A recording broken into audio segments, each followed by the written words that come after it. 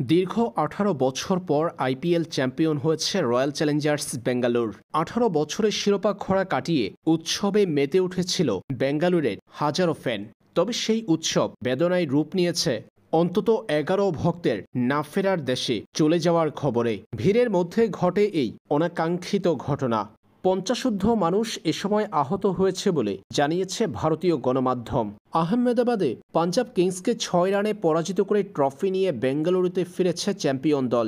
বিধানসৌধ থেকে victory parade করতে করতেই নিজেদের মাঠ চেন্নাস্বামী স্টেডিয়ামে পৌঁছেছে কোহলি, পাতিদার, ক্রুনালরা। শিরোপা জয়ী দলের আগমন ঘিরে বেঙ্গালুরু সমর্থকদের মাঝে বাড়ে উন্মাদনা।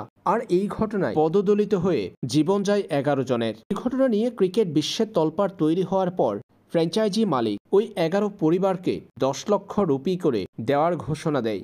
এক অফিসিয়াল স্টেটমেন্টের মাধ্যমে এমনটা জানিয়েছে আরসিবি। এই